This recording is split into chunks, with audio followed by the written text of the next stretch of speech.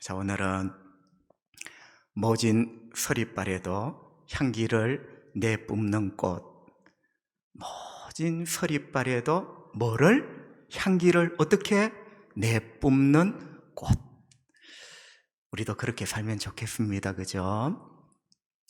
꽃보다 아름다운 게 사람이잖아요. 하나님은 이 세상에 100만 송이 장미가 있어도 예쁜 하나님의 사람 한 사람이 더 아름답습니다. 여러분, 제가 이 설교를 준비하면서 창조주 하나님의 섭리에 대하여 한번 생각을 해봤어요. 참 오묘하고 신기하고 신통하신 하나님이시구나. 전능하신 하나님이신 걸 믿고 고백하지만 생각을 해보니 참 신기하신 하나님이에요. 여러분, 갑자기 물이 생각났습니다. 열매가 맺고 꽃을 피우기 위해서는 물이 필요합니다. 자, 봄에는 물이 비라는 이름으로 내립니다. 여름에는 그 물이 이슬이라는 이름으로 밤과 새벽에 내립니다. 가을에는 그 물이 설이라는 이름으로 내려요. 겨울에는 그 물이 눈이라는 이름으로 내립니다. 얼마나 은혜가 되는지. 아버지, 참 아버지 재주는 신기하시네요.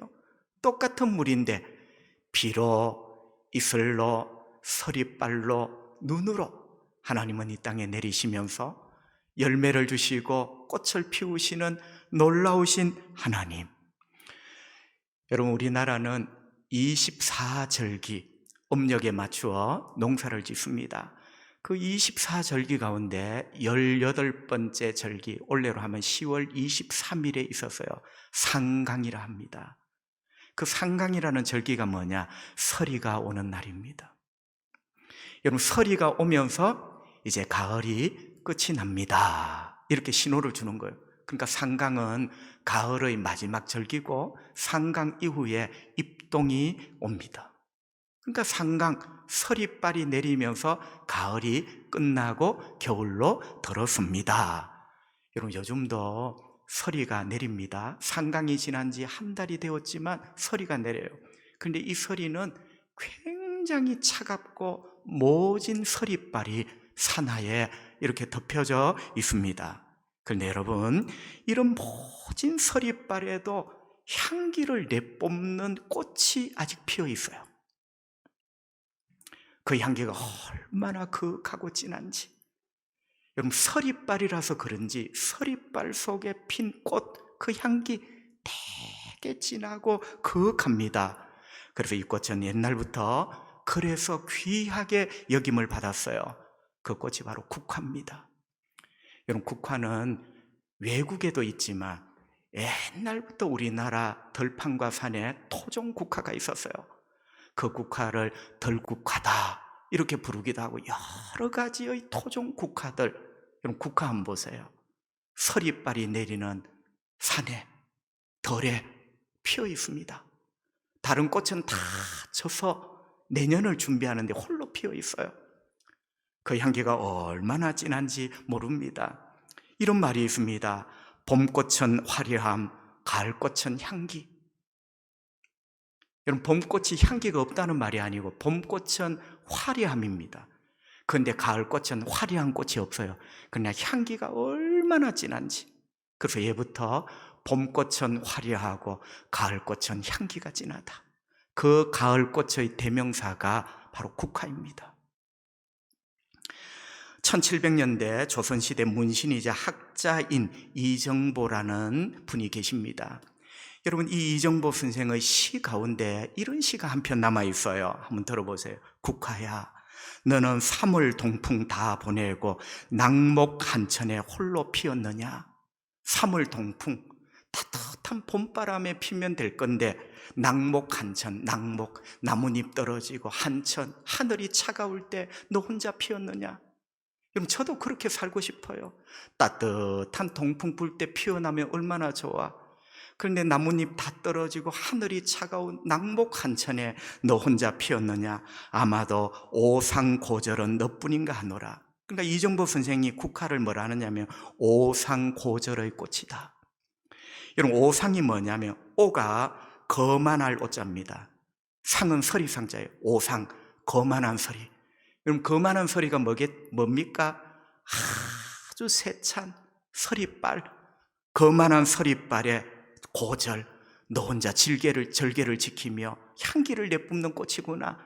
그래서 예부터 국화는 오상고절, 아주 모진 서리빨에 피어나는 향기를 내뿜는 그런 꽃으로 선비들과 백성들에게 사랑을 받았습니다.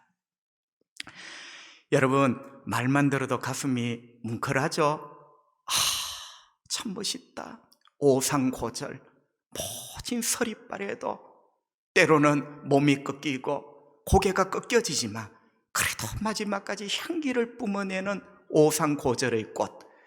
야, 나도 그렇게 살고 싶다. 그런 마음이 들어야지요. 그런데 성경에 보니까 이런 꽃처럼 살았던 사람이 있어요. 그 사람들이 바로 그리스도인입니다. 여러분, 오늘 주제가 그거예요. 그리스도인들은 바로 오상고절의 꽃 국화처럼 모진 고난과 시련의 서리빨에도 감사의 향기를 내뿜고 살아야 된다. 그대의 이름이 그리스도인이다. 오늘 본문 16절 성경은 이렇게 말합니다. 만일 그리스도인 나오죠. 그리스도인으로 고난을 받으면 부끄러워하지 말고 쪽팔려 하지 말고 도리어 그 이름으로 하나님께 영광을 돌리십시오. 성도 여러분, 우리가 그리스도인이잖아요. 영어식으로 하면 크리스찬이죠. 그리스도인. 여러분, 이 그리스도인이라는 말은 세상 사람이 교회에게 붙여준 말이에요. 원래 내가 나에게 붙인 이름이 아닙니다. 세상 사람이 저 인간들 봐, 그리스도인 2000년 전에 이렇게 붙인 거예요. 그럼 그리스도인이 뭐냐? 두 가지 뜻이 있습니다. 조금은 부정적인 뜻. 그리스도인, 그리스도에게 미친 사람. 그렇습니다. 우리는 솔직하게 그리스도에게 미쳤습니다. 그런데 잘못 미친 게 아니라 예수 그리스도의 사랑에 미쳤죠. 바르게 미친 거예요. 하나님의 사랑에 미친 자, 그리스도인. 좋은 말로 하면 그리스도인은 그리스도인이라고 했을 때 그리스도에게 속해 사는 사람. 여러분, 우리의 소속이 예수 그리스도입니다. 그런데 1번이든지 2번이든지 의미는 똑같아요. 그리스도의 사랑에 미쳐 사는 사람. 내가 사나 죽으나 나의 소속은 예수 그리스도입니다. 세상 사람의 눈에 교회 다니는 사람이 그렇게 보인 거예요. 훌륭하죠. 훌륭하죠. 우리는 어떻게 보입니까? 우리는 그리스도인이 아니라 에이 저 아줌마 교회 다니는 사람. 여러분, 그리스도인과 교회 다니는 사람은 하늘과 땅 차이예요. 다른 이야기입니다. 자, 어찌되었든지 각설하고 오늘 본문에 보니 그리스도인들이 고난을 받았다. 가슴이 아파요. 여러분, 그리스도인은 고난을 면제받는 사람이 아니라 그리스도인도 고난을 받습니다. 이 세상 가운데 어쩌면 더 모진 서리빨처럼 모진 고난을 받아요.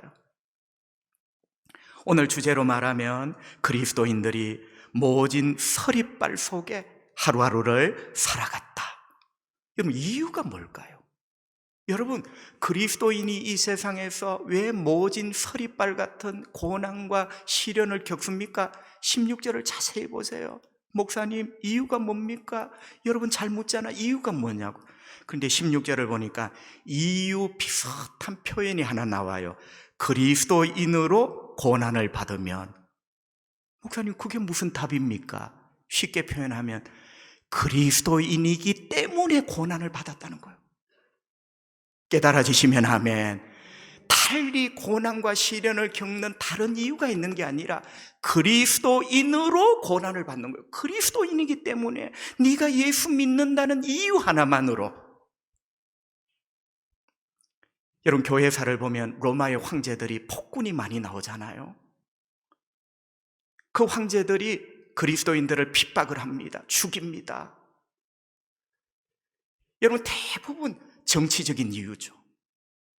정치적인 이유로 표를 얻기 위하여, 민심을 돌리기 위해서 그리스도인들을 제물로 삼는 거예요. 그게 여러분 그리스도인들을 핍박하는 이유의 구할입니다. 그리스도인이라는 이유 때문에 정치적 희생양이 되어 수많은 고난과 시련의 서리발을 뒤집어 쓴 거예요. 또 하나의 이유를 대자면 그리스도인으로 너무 단아하고 너무 거룩하게 사는 거예요. 여러분, 그때 대부분의 그리스도인들은 하청민입니다. 가난뱅이에요. 자, 하청민, 가난뱅이, 그러면 막 살아도 되잖아. 그런데 여러분, 하청면이고 가난한 그리스도인이 감히 로마의 귀족, 권세를 잡은 사람이 살아낼 수 없는 너무나 단정하고 너무나 깨끗하고 너무나 멋진 삶을 살아가는 거예요. 시기와 질투심이 올라옵니다. 그 시기와 질투심이 정오심으로 바뀌면서 그리스도인들을 핍박하는 거예요.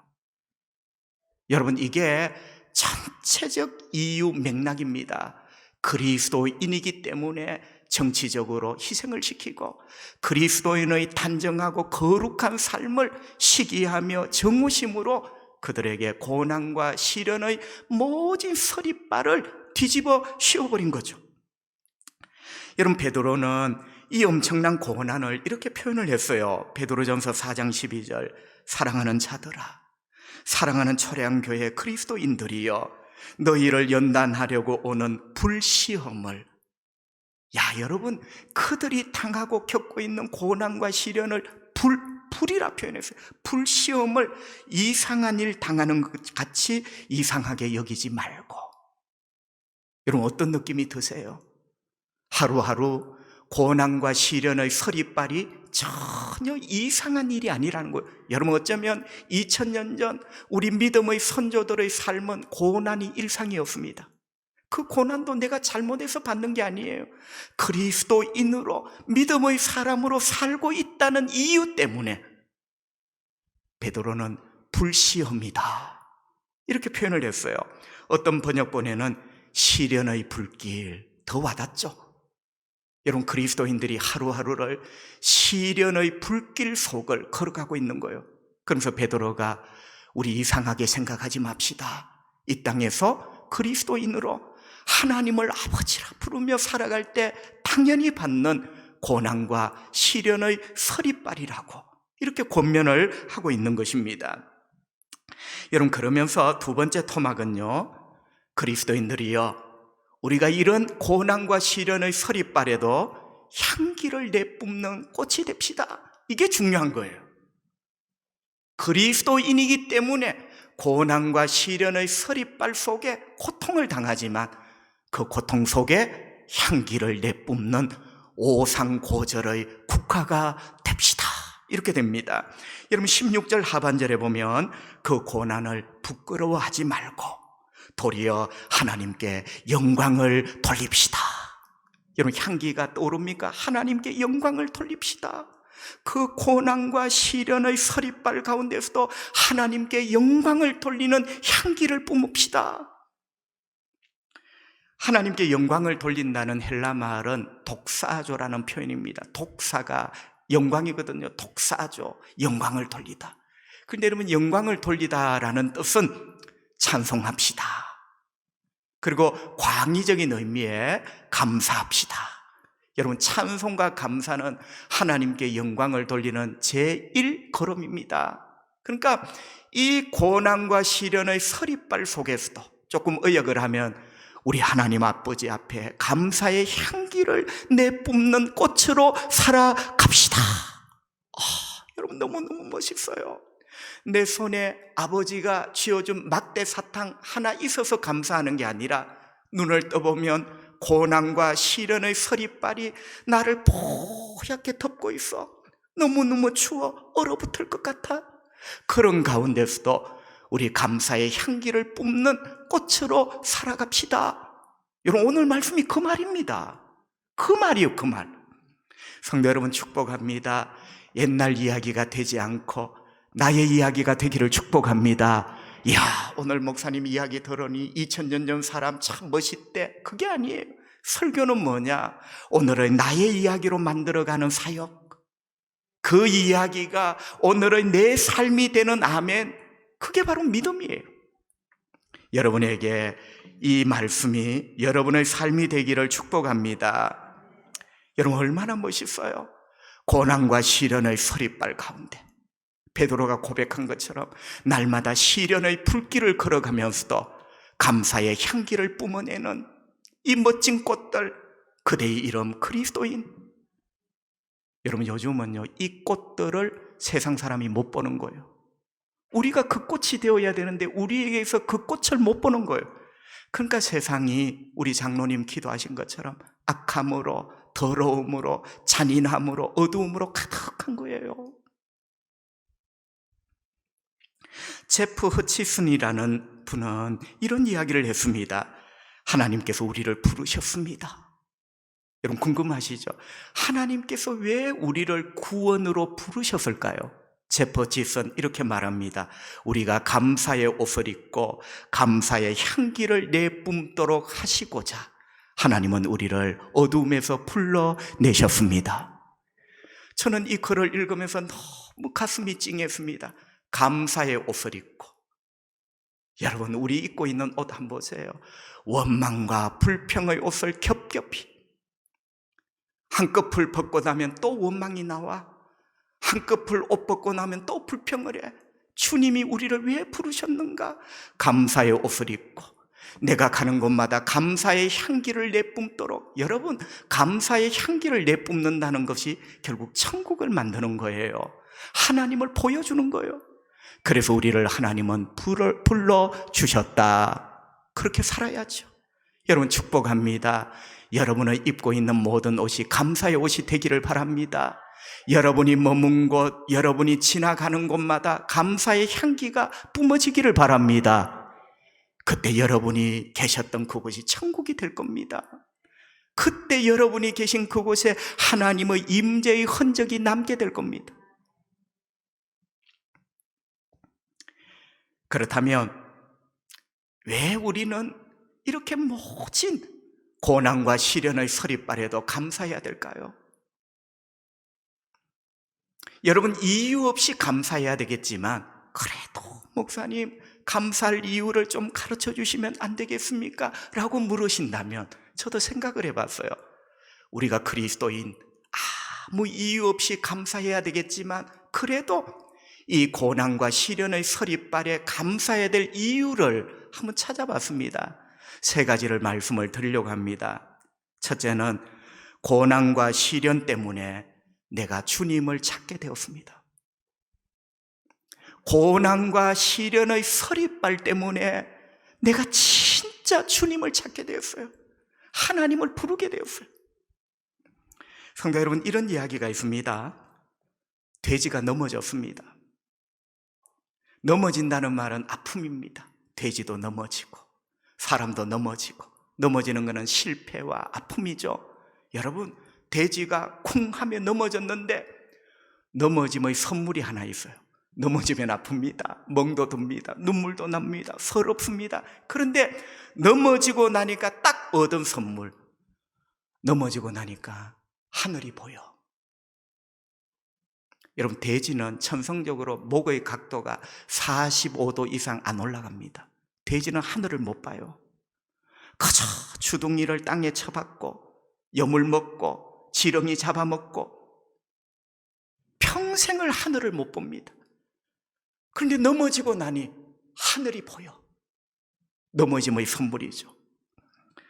사랑하는 성도 여러분, 우리도 꼭 그럴 줄 압니다. 우리가 언제 하나님을 제대로 쳐다봅니까? 여러분 솔직하게 우리 입에 립 서비스처럼 주님 주님 하지 언제 우리가 하늘의 하나님을 제대로 쳐다봤습니까? 하늘의 하나님을 제대로 한번 불러본 적이 있습니까? 아니에요. 우리 목도 45도 절대로 하늘의 하나님을 제대로 쳐다보고 하나님을 제대로 부를 수 없는 존재.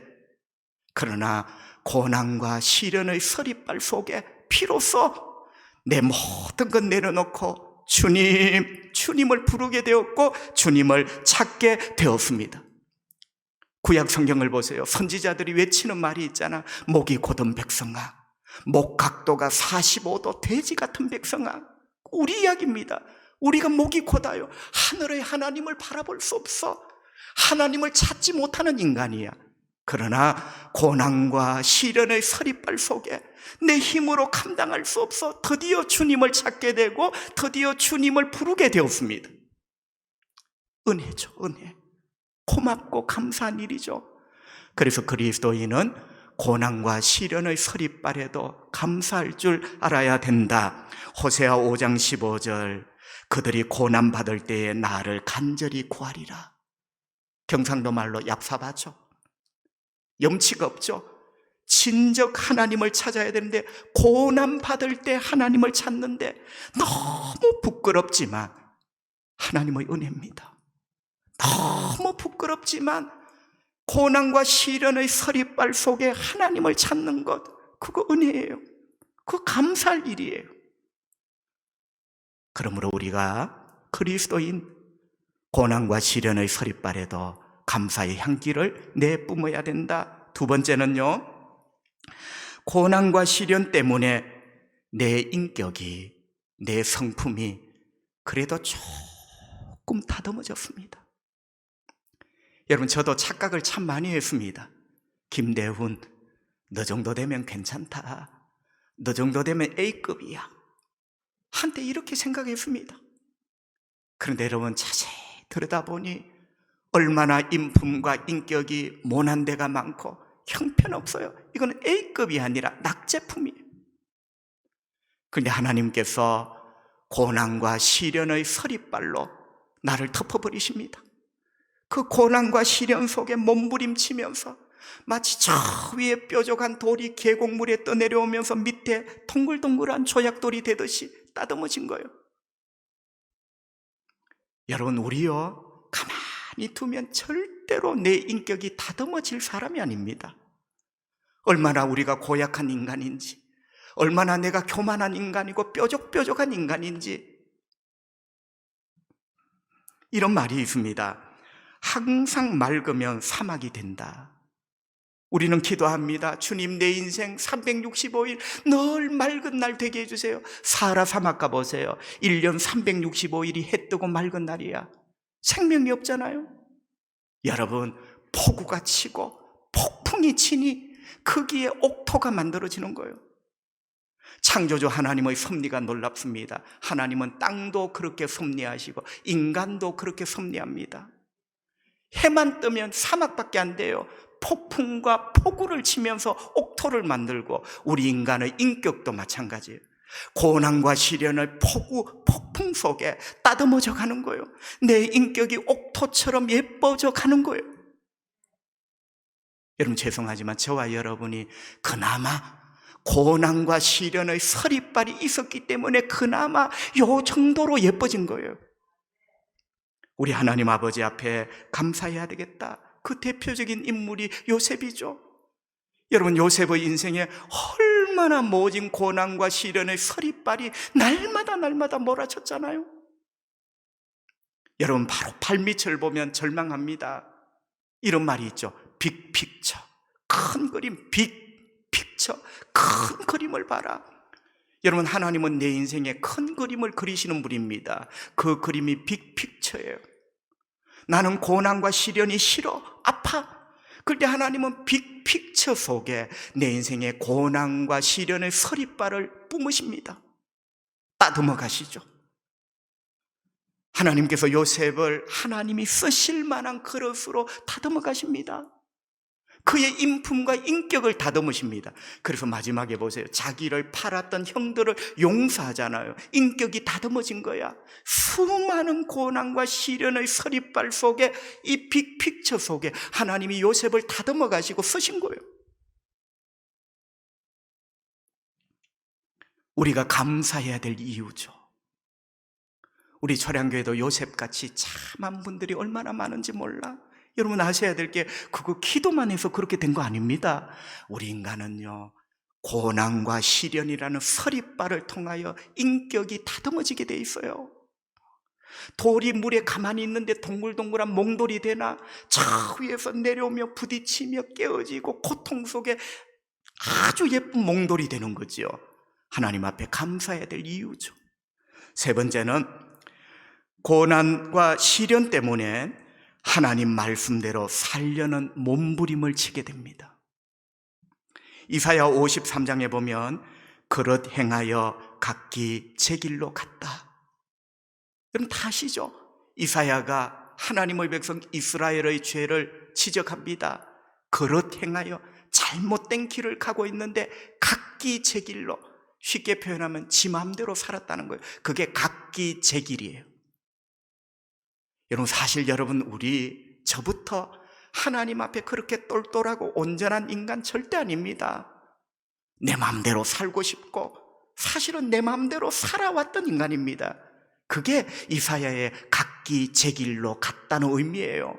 내가 하고 싶은 대로 살았고 내가 하고 싶은 대로 걸어온 거예요. 그런데 우리 하나님은 이런 저와 여러분을 내버려 두지 아니하시고, 여러분, 이게 참 위대한 사랑이에요. 저는 어떨 때 깜짝 놀랍니다. 만약에 하나님이 내가 하고 싶은 대로 다 내버려 두고 내가 가고 싶은 길대로 다 내버려 두었다면 나의 인생이 어떻게 되었을까? 여러분, 한번 생각해 보세요. 우리 하나님은 절대로 그런 하나님의 자녀를 내버려 두지 않으십니다. 내 마음대로 사는 인생이 아니라 하나님의 마음에 드는 인생으로 살도록 만드시고, 내 뜻대로 달려가는 인생이 아니라 하나님의 뜻대로 걸어가는 인생이 되도록 깨닫게 하십니다. 그 도구 중에 하나가 고난과 시련의 서리발이에요. 여러분, 말이 달립니다. 이랴 엉덩이에 착 채찍한데 소가 힘겨워합니다. 논을 가는데 이랴 농부가 소 엉덩이에 채찍한 대 탁 콕 갔습니다. 여러분, 우리의 인생에 고난과 시련의 서리발이라는 이 채찍으로 때리면서 내가 가는 길이 잘못되었구나, 이렇게 사는 게 아니었구나. 여러분, 따지고 보면 우리 장로님 기도 내용이 진짜 맞아요. 때로는 이 고난까지도, 때로는 내가 부지불식한 가운데 짓는 죄까지도, 여러분, 죄를 감사하라는 게 아니라 이 죄까지도 그 죄 가운데 시련과 고통을 겪어 그러면서 깨닫게 되는 거예요. 내가 잘못됐구나. 그래서 시편 성도가 이렇게 고백을 합니다. 시편 119편 67절, 고난 당하기 전에는 내가 그릇 행하였더니, 보세요, 고난과 시련의 서리발을 맞기 전에는 내가 그릇 내 마음대로 살았다는 거예요. 이거 잘못인지도 몰랐어. 그러나 이제는, 여러분, AD와 BC가 나누어지잖아. 이 고난과 시련의 서리발로 이 성도가 이전과 이후가 나누어져. 이제는 주의 말씀을 지키고 있습니다. 전에는 내 마음대로 살았어요. 내 마음대로 살았어요. 이게 맞다고 생각하며 살았어요. 그런데 하나님이 주신 고난과 시련의 서리발 가운데 깨닫게 된 거예요. 내가 잘못하고 있었구나. 하나님 말씀대로 살아야지. AD와 BC가 나누어지듯이 이 그리스도인에게 고난과 시련의 서리발 이전과 이후가 나누어지면서, 이후 어떻게 고백하고 있죠? 내가 주님의 말씀을 지키려고, 주님 말씀대로 걸어가려고 몸부림치고 있습니다. 이렇게 고백을 하는 거죠. 여러분 고백이에요. 자, 여러분, 이렇게 그리스도인이 고난과 시련의 서리발에도 감사의 향기를 내뿜어야 될 세 가지 이유를 말씀을 드렸습니다. 그런데 오늘 본문에 보면 이 이유를 넘어 진짜 그리스도인이 마지막에 감사해야 될 최후의 감사, 어쩌면 여기 앞에 현수막에 있는 것처럼 그래도 감사, 그럼에도 감사. 여러분, 이유를 떠나, 이게 중요한 거예요. 이유가 있지만 이 이유를 불문하고 그래도 해야 될 최후의 감사, 그게 16절에 숨겨져 있어요. 여러분, 이런 이유를 말하자면 세 가지가 아니라 30가지도 말할 수 있죠. 그러나 이유 불문, 감사의 이유와 감사의 까닭을 넘어 우리가 그리스도인이라면 마지막에 해야 될 최후의 감사가 뭘까? 여러분, 오늘 본문을 다른 번역본 성경으로 보면 이렇게 번역이 되어 있습니다. 그러나 여러분이 그리스도인이기 때문에 고난을 당한다면 부끄러워하지 말고 오히려 그리스도인이 된 것을 하나님께 감사하십시오. 여러분, 우리 성경은 뭐냐면, 그리스도인이기 때문에 고난을 당했대요. 우리 성경은 그 이름으로 하나님께 감사하라 했어요. 그럼 그 이름이 뭐냐? 두 가지입니다. 이렇게 해석하면 그 이름이 예수 이름이야. 그런데 오늘 본문의 맥락에서 보면 그 이름은 앞에 우리 이름이 있어요. 그리스도인. 그리스도인이 우리 이름이야. 자, 보세요. 그리스도인이라는 이름 때문에 내가 살기가 힘들어요. 회사에서 왕따를 당하고 친구에게 내가 왕따를 당해. 그리스도인이라는 이름 때문에 내가 손해를 봐야 돼. 여러분, 그렇죠? 그런데 마지막에 권면하는 게 뭡니까? 그리스도인이라는 이름 때문에 네가 고난과 시련의 서리발을 뒤집어 쓰고 있지만 그럼에도 불구하고 우리가 최후에 감사해야 될 것, 그리스도인이 된 것을 감사하십시오. 그 이름을 감사하라는 거예요. 그리스도인, 그 이름, 하나님의 아들, 하나님의 딸이라는 그 이름을 감사해라. 위대한 역설입니다, 여러분. 여러분, 우리는 들고 있다가 뜨거우면 놔버려요. 그리스도인이라는 이름 때문에 손해를 보면 이거 나요. 그런데 성경은 뭐라 합니까? 네가 하나님의 아들, 하나님의 딸, 그리스도인이다. 이것 때문에 네가 세상에서 왕따를 당하며 네가 손해와 아픔을 겪을 것이다. 그러나 우리 감사하자. 내가 그리스도인이라는 이름을 가지게 된 것. 위대한 역설이죠. 여러분, 이 위대한 역설을 살아내는 사람을 우리는 믿음의 사람이라 합니다. 여러분이 그 믿음의 사람이 되기를 축복합니다. 말씀을 맺습니다. 여러분, 한참 전에 읽었던 책인데요, 이런 예화가 있어요. 어떤 환자가 큰 수술을 받게 되었습니다. 여러분, 이 환자의 수술은 설암, 혀에 암이 생겼어요. 여러분, 다른 방법이 없대요. 혀를 잘라내어야 된대요. 그 다음에 항암 치료를 해야 된대요. 성도 여러분, 암이 힘들지 않는 암이 어디 있겠습니까마는 혀를 잘라내어야 된다. 너무 마음이 아프고 참담할 것 같아요. 수술 날짜가 잡혀졌습니다. 외과 의사와 마취과 의사가 의논을 하면서 이 환자에게 마지막 기회를 줍니다. 형제, 마취를 하기 전에 하고 싶은 말이 있으면 지금 하시오. 당신이 마취해서 깨어나면 당신은 말을 할 수 없는, 말을 하고 싶어도 혀가 없어. 마지막으로 지금 이 세상에 혀가 있을 때 할 수 있는 말 한마디를 하라고. 어떻게 보면 호의를 베푼 거죠. 환자는 생각했습니다. 무슨 말을 해야 될까? 여러분, 한번 생각해 보세요. 내 혀를 가지고 마지막 할 수 있는 한마디를 하래요. 무슨 말을 해야 될까? 수많은 말들이 지나갔습니다. 어떤 말을 해야 되지? 선택하기가 쉽지 않았습니다. 조금의 침묵이 지난 후 환자가 입을 열어 마지막 말을 합니다. 하나님, 저에게 예수 그리스도를 주신 것 감사합니다. 여러분, 제가 충격을 받았어요. 여러분, 우리 인생이 전부 하나님의 선물입니다. 그죠? 하나님의 선물 가운데 가장 귀한 선물이 예수님이에요. 예수님을 우리에게 주신 거예요. 그러니까 이 크리스찬 형제가 하나님 아버지, 저에게 예수 그리스도를 주신 것 감사합니다. 이 형제의 마지막 말이었어요. 오늘 맥락과 비슷하죠? 그리스도인이기 때문에 고난과 시련의 서리발을 뒤집어 쓰지만 우리가 그리스도인이 된 것, 우리 감사합시다. 이 감사의 향기를 뿜어냅시다. 혀가 잘리는 마지막 수술실, 이 수술실만큼 여러분 모진 서리발 공간이 어디 있습니까? 마지막 이 형제가 향기를 뿜어낸 것, 저에게 예수님을 주신 것 감사합니다. 사랑하는 성도 여러분, 이런 꽃들이 되시기를 바랍니다. 이런 꽃을 사람꽃이라 합니다. 여러분 아십니까? 천국에는 이런 사람 꽃들로 가득합니다. 천국이 아름답고 찬란한 이유가 그거예요. 천국은 꽃들이 만발에 아름다운 게 아니라 이런 사람 꽃들로 가득해요. 고난과 시련의 서리발 속에도 어떻게 감사의 향기를 내뿜는, 때로는 목이 꺾이고 때로는 삶이 꺾이고 허리가 꺾이는 고통 속에서도 감사의 향기를 내뿜는 이런 사람들의 꽃이 만발한 곳, 그곳이 천국이고 하나님은 그 향기 속에 기뻐하시고 영광을 받으시죠. 우리 하나님 앞에 그런 예쁜 꽃들로 살아가시기를 우리 주님의 이름으로 축복합니다. 기도하겠습니다. 우리 하나님 아버지 감사합니다. 그저 감사합니다. 세상 사람들은 왜 감사하냐 이유를 대라고 하지만 우리는 시련과 고난의 서리빨 속에서도 내가 그리스도인이 된 것을 감사합니다.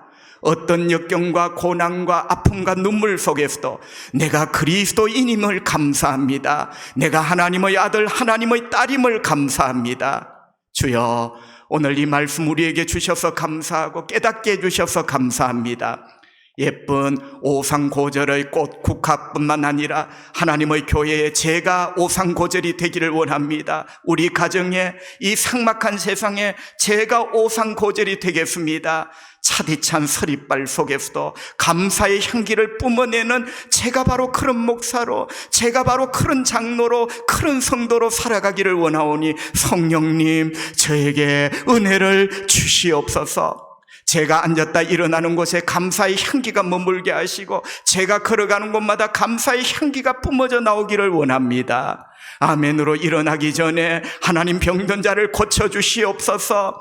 예수 그리스도의 이름이 악한 병들을 몰아내시옵소서. 모든 악한 병들이 주 예수의 이름 앞에 사라지게 해주시옵소서. 치료가 급속하게 일어나게 주시옵소서. 우리를 묶고 있는 흑암의 권세들, 더러운 원수 마귀들 한 길로 왔다 열 길로 달아나게 주시옵소서. 흑암의 권세들을 벗겨주시고 빛 대신 예수님의 찬란한 빛이 내 영혼을, 내 삶을, 이번 한 주간을 비추어 주시옵소서. 예수님 거룩하신 이름으로 기도합니다. 아멘.